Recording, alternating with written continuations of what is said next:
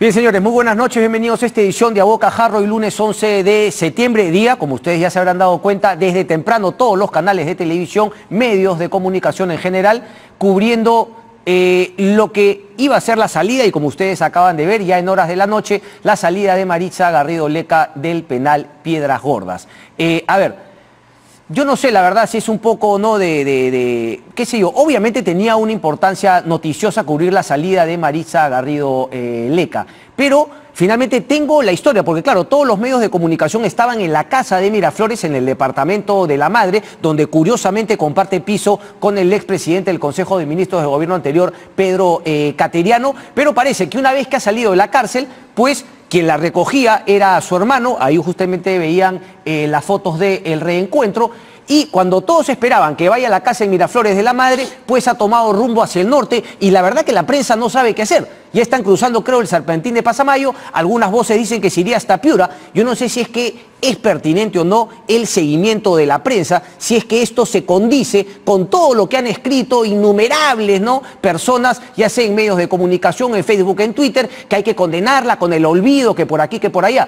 Yo no sé si es que finalmente esto ayuda o no, pero bueno, hay una legión de periodistas siguiendo a Maritza Garrido Leca y a su hermano sin dirección conocida. Fernando Rospigliosi nos acompaña esta noche, quien también escribió una columna que se publicó el día sábado, en la cual justamente... ¿Te han cambiado de día, no, Fernando? Solo por esta vez. Solamente por esta vez, por la cercanía de la salida de Maritza Garrido Leca. No, porque era un artículo un poco más largo. Un poquito más largo, efectivamente. ¿Puede volver el terrorismo de Sendero? Fernando, ¿cómo estás? Muy buenas noches. Buenas noches, Cristian. A ver, antes de responder directamente la pregunta, que creo la respondes claramente en tu artículo, ¿qué te parece finalmente, digamos? Yo no sé, no voy a cuestionar, obviamente yo también trabajo en un medio, a esto nos dedicamos, pero hacerle el seguimiento, luego ir a la casa, los pobres chicos de prensa no saben si es que lo van a mandar hasta Piura o si es que en algún momento alguien les va a dar la orden que regresen aquí a Lima. ¿Cuál es un poco, digamos, Fernando, con tu experiencia en otros países, cuando se ha dado una figura de este calado, ¿no?, vinculado a terrorismo? Creo que es desmesurado lo que se está haciendo, ¿no? La semana pasada la revista Somos, que se publica los sábados con El Comercio, hizo un extenso reportaje sobre Maritza Garrido Leca y recibió un aluvión de críticas. Pero ahora estamos viendo algo mucho peor. Todos los medios están ahí como si fuera una estrella de cine, una estrella del rock. Es una cosa increíble, esto ¿no? Ayuda, yo creo que es demasiado. Es demasiado. Esto ayuda finalmente lo que por ahí uno dice, ¿no? Bueno, pues que el olvido sea tu condena, o que cuando te veamos en la calle recordemos las matanzas de Sendero Luminoso, claro. O más bien va por otro lado.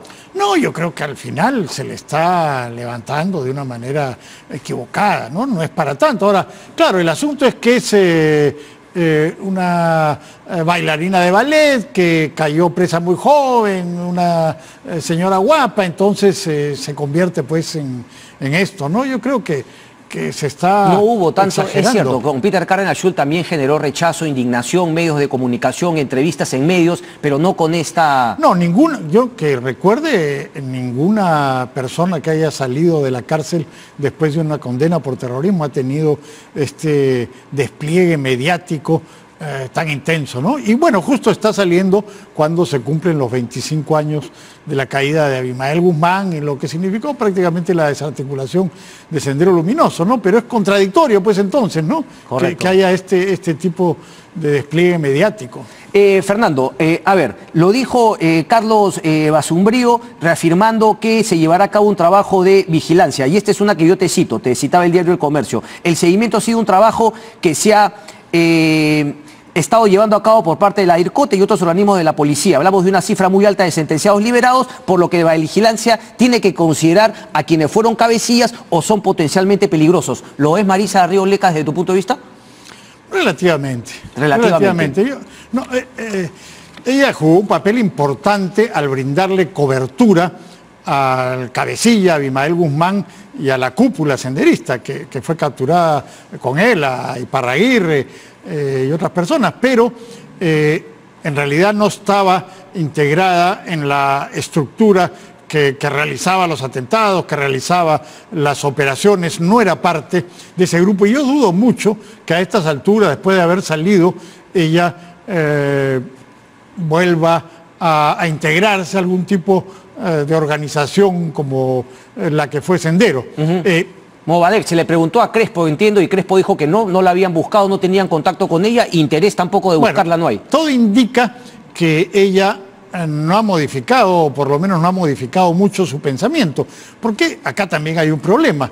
El Estado peruano no actúa en las cárceles, y yo he leído algunas cosas, por ejemplo en España, con los terroristas de ETA, hay una cierta política en las cárceles para evitar que sigan juntos ahí y que sigan con las mismas ideas dando vueltas. Sí, no, se les matan a diversas ciudades, es más para que no estén cerca de los familiares. Y hay una... si se pasan 25 años con el mismo grupo dentro de la cárcel y reafirmando sus ideas, difícilmente van a cambiar. Pero en fin, ya, puede salir con ideas como las que tuvo hace 25 años o ideas parecidas, en fin, pero yo no creo que vuelva a las andadas. Hay un problema de edad.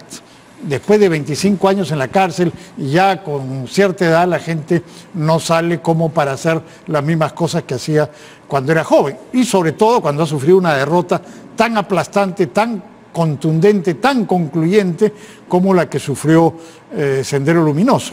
Entonces, como yo digo ahí, creo que hay que concentrarse en las personas que se consideren más peligrosas y la policía más o menos sabe quiénes son.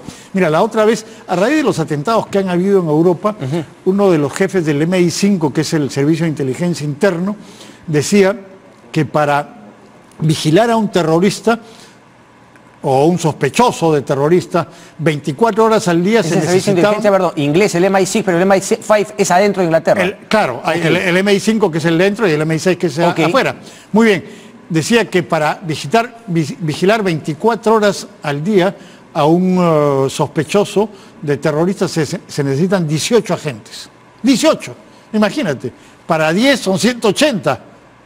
Para 100 son 1.800 agentes. O sea, claro, en Europa tienen recursos, correcto, se necesitan vehículos, interceptaciones telefónicas. Bueno, acá eso es imposible, no vas a tener 18 agentes para vigilar, o sea, sin que se dé cuenta, ¿no? Sin que se dé cuenta. Claro, esa es la cosa, porque no puede estar siguiéndolo el mismo, tiene que cambiar, en fin.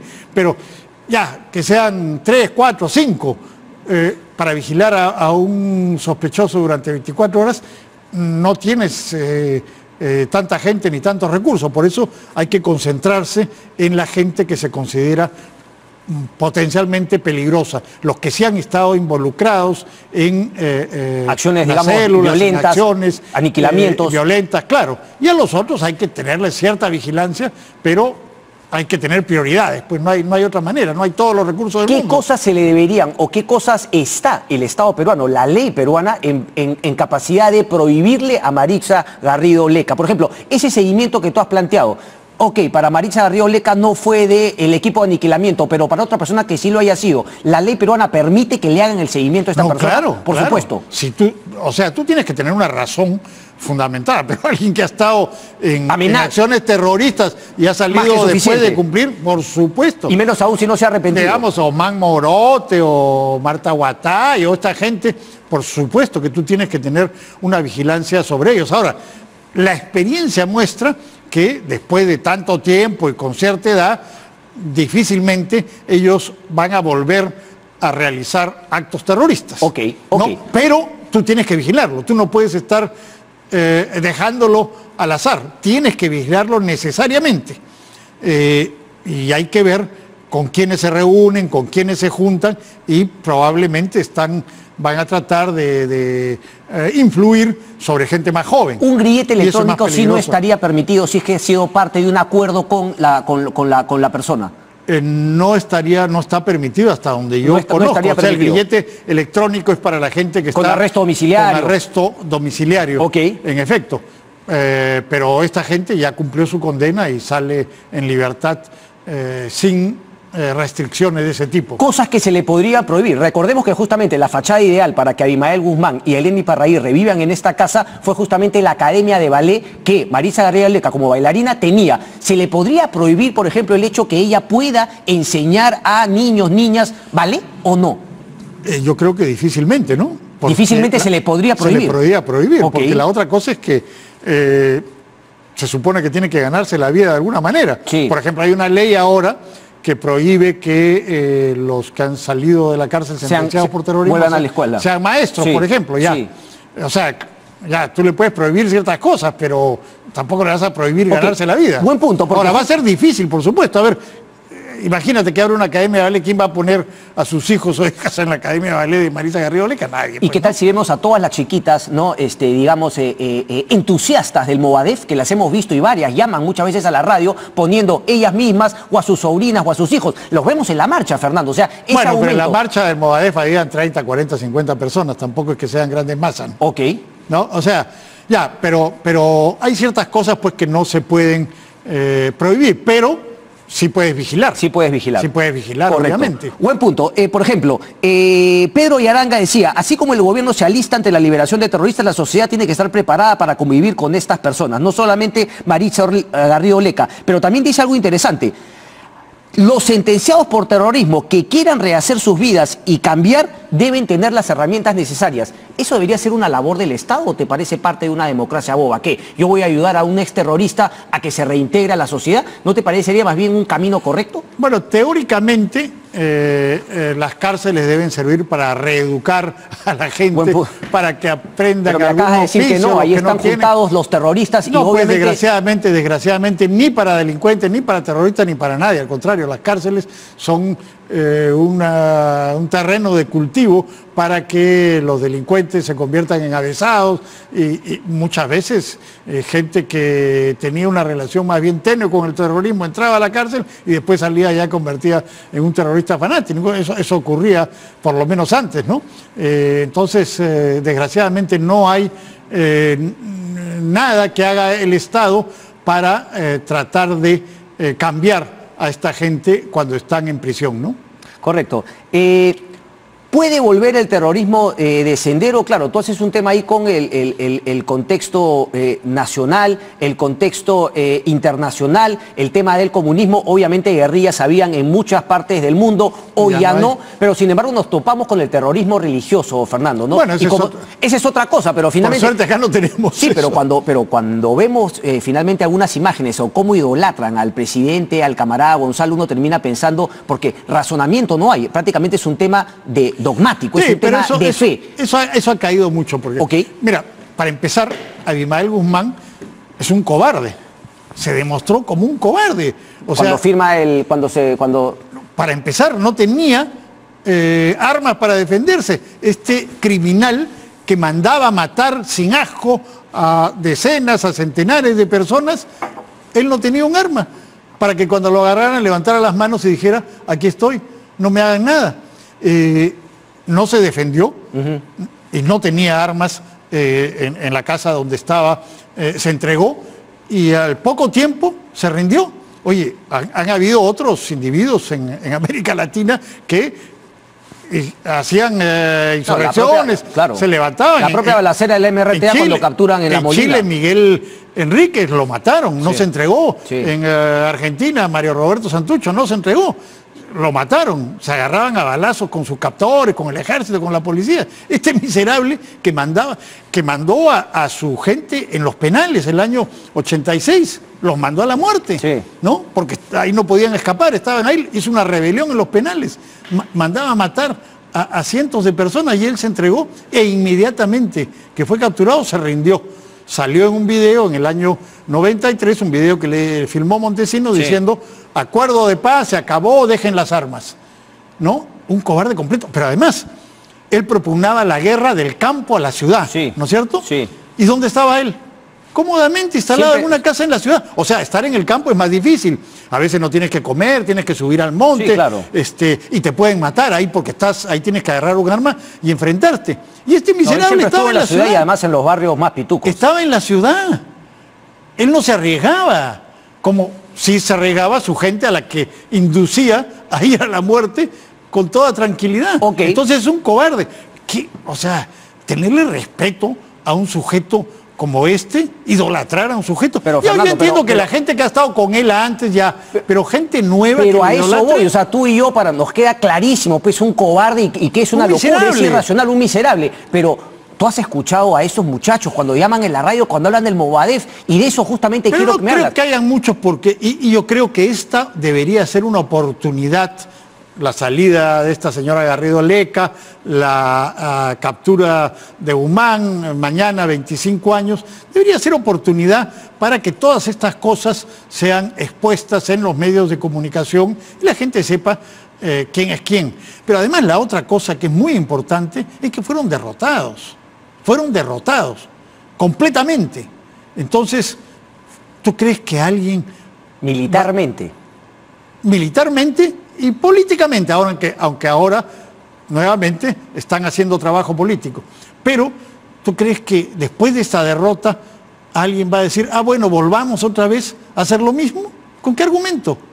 Antes tenían el argumento de que en muchas partes del mundo había movimientos armados que enfrentaban a los gobiernos, algunos habían tenido éxito, pero eso ya acabó, ya pasó. Mira, el último ha sido, ahorita, en Colombia, las FARC y el ELN. Se acabó.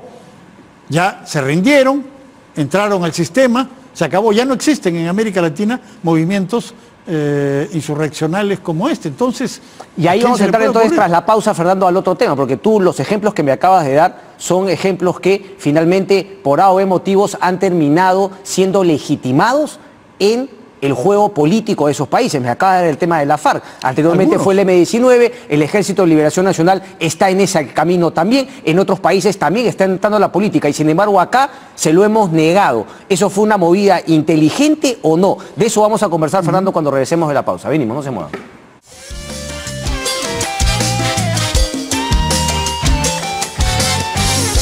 Bien, seguimos conversando con Fernando Rospigliosi. Según Fernando entonces y según su artículo, el diario El Comercio ayer, no están dadas las condiciones. El mundo ha cambiado notablemente frente a lo que era 70s, 80s, cuando justamente se da el origen de Sendero Luminoso. Pero, Fernando, lo que conversamos en esta pausa, lo que sí podríamos confirmar es que en estos tiempos esta idea del pensamiento Gonzalo, sumado a la presencia del Movadef, el tema de la reconciliación, sí nos ha, digamos, mostrado a un grupo de gente, sobre todo con Crespo, Fajardo, organizado, que, digamos, logra armarse de alguna manera, construyen finalmente un mausoleo en Comas, dan algunas charlas, se presentan, por ejemplo, ahorita te voy a mostrar el video, una presentación del libro de Gonzalo Portocarrero, en la Universidad Católica, la gente no sabe cómo reaccionar, ellos juegan mucho más con el tema de la democracia, saben los recovecos en los donde se pueden meter, o sea, nadie está hablando de acciones terroristas, pero sí hay un reordenamiento, digamos, una reorganización de gente vinculada a este pensamiento, Gonzalo, ¿o no?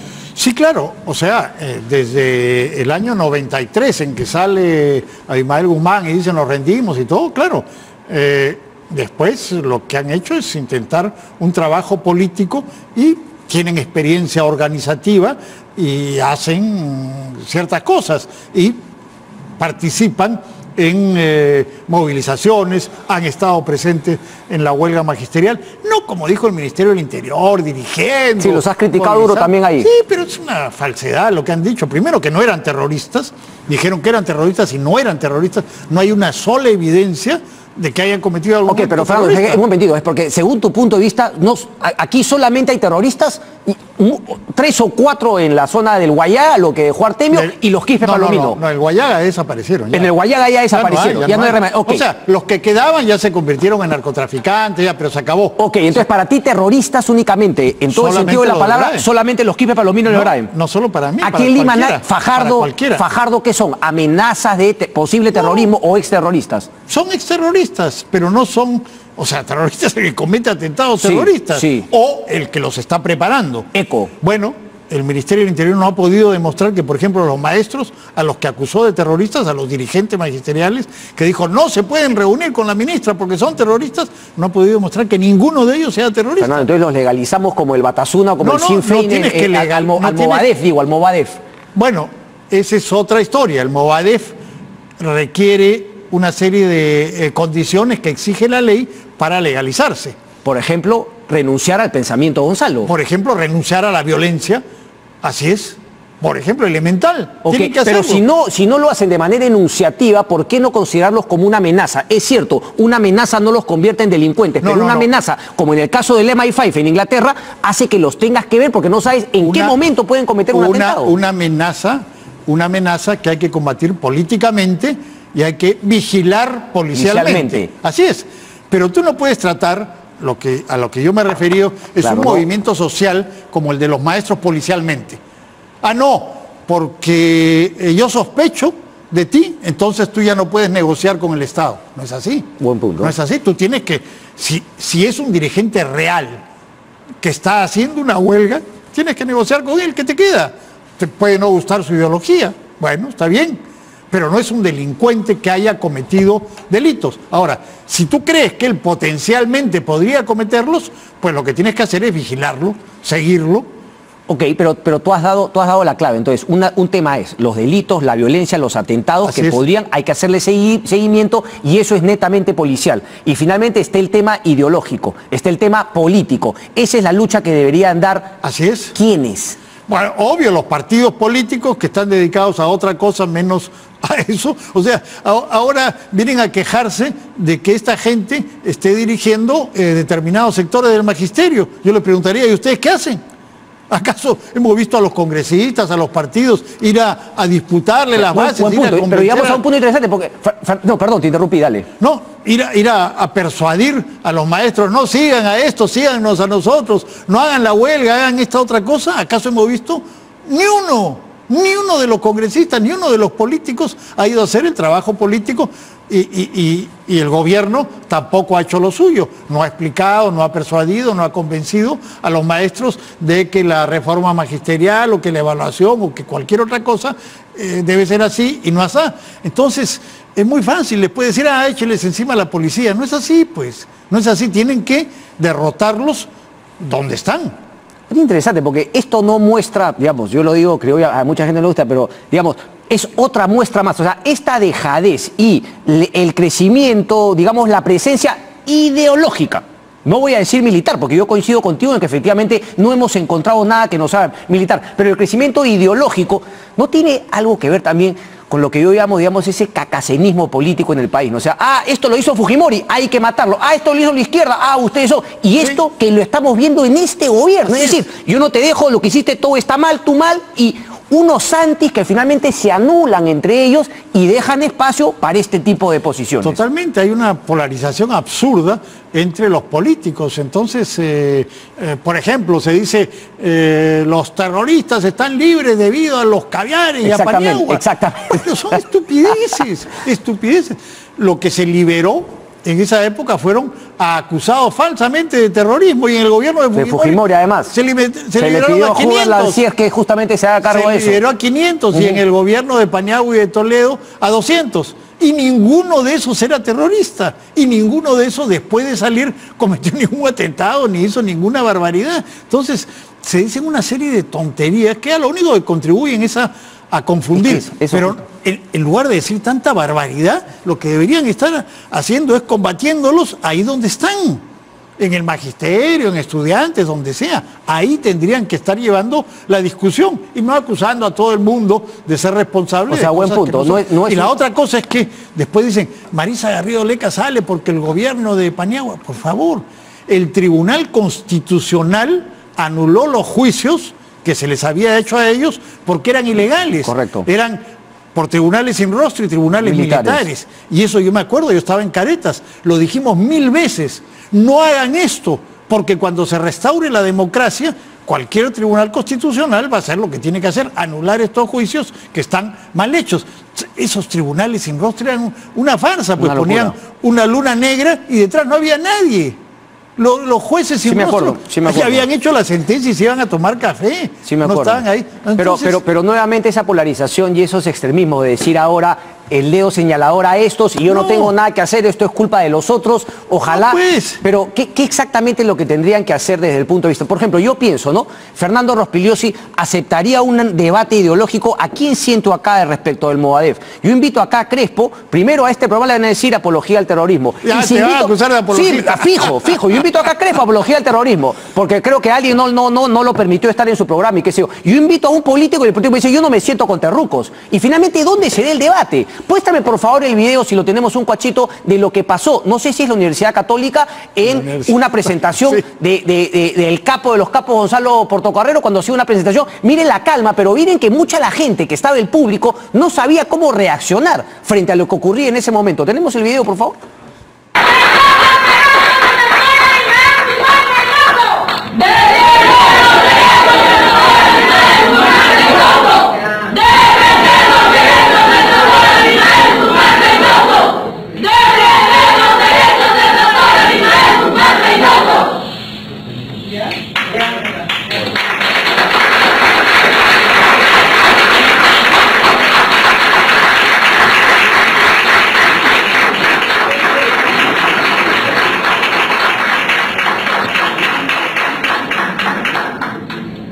Por esta juventud tan ingenua y todavía demente, ¿no? Habrá que escribir otro libro, ¿no? Para poder comprender qué es lo que está detrás de esta pertinacia, ¿no? Y esta insensatez, ¿no? De persistir en el error, ¿no?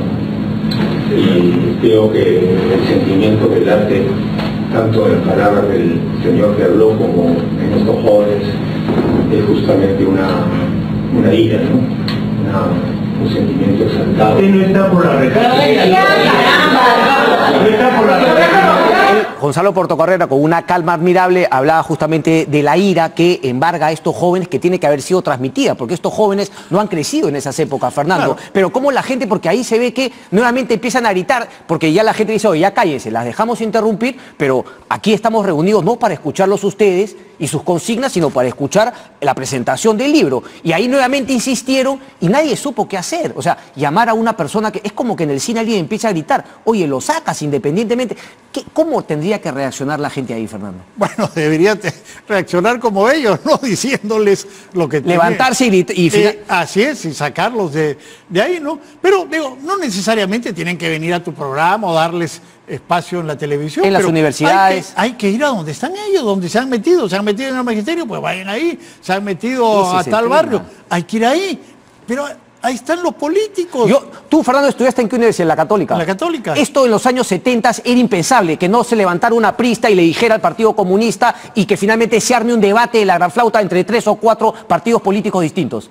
Bueno, no, en las asambleas universitarias, claro que se armaban. Claro, pero aquí lo han dejado hablar solamente a los radicales, es decir, el que gritaba más metía miedo y nadie sabía cómo reaccionar. Ya no están acostumbrados, pues, en los 70, si alguien hacía eso, bueno, se le caía encima, no se le iba a permitir una cosa así. No, pues, ya ahora la gente ya está más acostumbrada a la tranquilidad y a la pasividad, ¿no? Y bueno, hay que ver también que era un auditorio profesoral, universitario. Exactamente. Ya, pero hay que ir a debatir, a combatir y a desenmascarar a dónde están. Sí, por eso estos políticos que se llenan la boca y gritan y cada vez son más flamígeros, todos deben tener cadena perpetua. Ay, qué lindo es decirlo ahí, ganando grandes sueldos, sentados en sus curules. Vayan a hacer el trabajo donde tienen que hacerlo. Buen punto. Vayan a sus provincias, discutan con ellos, quítenle las bases. Buen punto. Para eso les pagamos, son Buen políticos punto. profesionales. Me gusta eso. Todo congresista debería por lo menos organizar algún tipo de debate en su jurisdicción donde ha sido elegido. En la huelga magisterial, era 50, 60 congresistas distribuirse por todo el país, ir a debatir con ellos, a refutarlos. Fernando, discúlpame que como yo no soy periodista, mi productora me obliga a mostrar estas imágenes de palpitante actualidad. Muéstrame las imágenes, por favor. ¿Las tenemos, sí?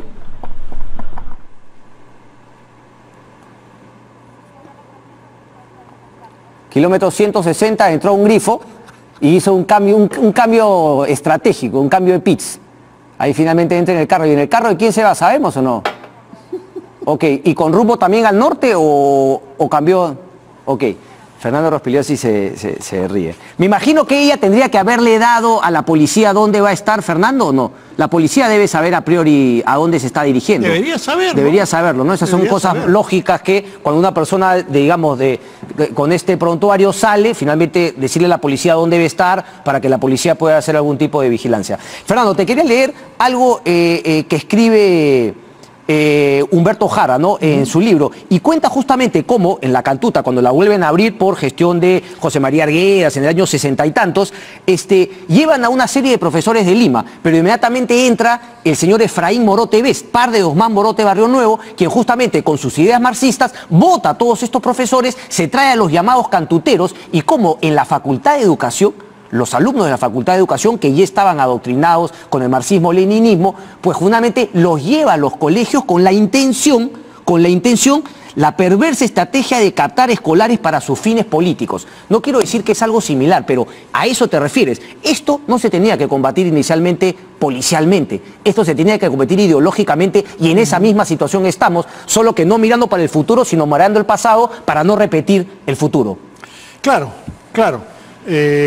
Ahora se ha visto que hay un grupo de maestros que no sabemos cuán significativo es, pero que está imbuido por esta gente del Movadef, en fin, por este tipo de ideas. Ahora, yo creo que la esencia de la huelga magisterial no es ideológica, ni mucho menos. Sí. Esta gente logra ponerse a la cabeza porque mueven los puntos que les interesan a los maestros. Están ganando sueldos realmente miserables, 1.300 soles estaban ganando, ahora ya les ha subido un poco a 1.780 y van a subirles a 2.000. O el asunto de las evaluaciones, que no estuvo bien explicado, no estuvo bien hecho. Entonces esta gente se sube al carro. No es que ideológicamente estén detrás de ellos. El punto es que ellos saben mover las reivindicaciones que a la gente realmente le toca, le llega, ¿no? Okay. Pero la cúpula, digamos, Pedro Castillo, algunos personajes que salieron vinculados, tú lo conoces bien al ministro del Interior, o sea, él no va a mentir, él debe tener la convicción de que ahí existe una amenaza, un riesgo real. Bueno, no, tiene una convicción equivocada, ¿no? Tiene una convicción equivocada. ¿No? Pero ¿de dónde saca esta convicción entonces? Es que se ha dejado policializar, pues, porque una cosa es leer los reportes policiales y después armar lo que armaron, un tinglado que sacan una cosa de acá, sacan otra cosa de acá y arman como si fuera una gran información de inteligencia que era una cosa fantasiosa, ¿no? Correcto. No tenían, y no había, y hasta ahora no tienen ninguna evidencia de que haya gente a la cual se pueda calificar de terrorista. No hay. O sea, una cosa es la ideología que pueden tener y todo lo demás, ya. O el radicalismo para llevar a cabo una huelga que terminó como terminó. Bueno, arruinando a los estudiantes, creándole un gran problema al gobierno, siendo la causa de la caída de popularidad del presidente, embarrando a la oposición, un desastre para todos, ¿no es cierto? Buen punto. Fernando, nos termina llevando también nuevamente entonces al tema de la política en el Perú, de los partidos políticos. Terminamos por angas o por mangas en finalmente la importancia de la reforma política, el código electoral, etcétera, todas las cosas que en el Congreso de la República la tienen ahí, que finalmente estamos todos expectantes de qué sacarán. Dice que van a hacerlo, pues, pero ya hay muy serias dudas. Después de lo que pasó con la señora Patricia Donaire, que era miembro de la bancada fujimorista y que tenía una serie de propuestas y al final más o menos que liquidaron las propuestas. Esta señora se salió del partido con gran escándalo, pero la impresión que daban es que no querían hacer reformas y desgraciadamente vemos un Congreso que tiene una calidad realmente deplorable, ¿no? Con esta termino, Fernando. Debe publicarse sin ningún tipo de cuestionamiento, de censura, el libro escrito por Abimael Guzmán. Sé que hay un debate, hay una polémica, si es que es o no apología. Me hace recordar el Mein Kampf de Hitler en Alemania. O sea, ¿se debería o no se debería? Ya se está publicando ahora otra vez. ¿Y ya se está publicando otra vez? No lo sé, no tengo idea, porque no sé qué cosa dirá. Qué cosa dice, ¿no? Eso. Ahora, se han dado una serie de leyes sobre apología, pero hasta donde entiendo, es muy difícil. ¿Lo van a leer intelectuales o nosotros por chamba tengamos que leer para entender mejor el concepto? No creo que ese libro vaya a convertir en nuevos, pues, en nuevos terroristas. No, pues, porque además este sujeto no es, pues, un gran pensador. Sí. Además de ser un cobarde, no es un gran pensador. Entonces, bueno, pero hay que ver si las cosas que dice son o no violatorias de las leyes vigentes. Pero no lo sabemos ahora, pues no, habrá alguien que tendrá que hacer ese trabajo y mirar. Tú eres, digamos, te opones entonces a fortalecer este tema de apología al terrorismo y que todo lo que conlleve algún grado de vinculación o de siquiera nombrar al camarada Gonzalo, al presidente Gonzalo, a Sendero Luminoso, sea castigado policialmente. Hay cosas que tienen que ser efectivamente sancionadas, pero hay que tener mucho cuidado porque finalmente la línea es muy delgada. Hay una línea muy delgada, y si tú traes, por ejemplo, dices a Crespo acá y de repente te acusan de apología y te meten preso, ¿no? Entonces hay que tener mucho cuidado con eso. Yo creo que lo más importante es cómo tú combates esas ideas. Correcto. Y además esta gente ha demostrado que son hábiles para eso, ¿no? Sí, para claro. evadir todas las leyes y todos los cuestionamientos de ese tipo. Justamente son abogados, Crespo, Fajardo, toda esa gente. Ok, pero ¿no? con esta sí termino, porque finalmente Crespo y Fajardo sí se les ha vinculado a través de la operación Perseo a remanentes de Sendero Luminoso, Artemio justamente con la captura. Sí, eso dicen, sí. Entonces Bueno, ahí sí hay una persecución, bueno, digamos, de un probable delito. Si es que se les comprueba eso, naturalmente. Si es que se les comprueba eso, sí. Porque Artemio estaba con las armas. Artemio es un criminal, correcto, un asesino que mató a mucha gente, ¿no? Correcto. Entonces la parte ideológica, pero donde se puede aplicar la ley, por supuesto, con toda la fuerza. Sí, por supuesto que sí. Fernando Rospigliosi, es un placer como siempre. Muchas gracias. Muchas gracias a ti.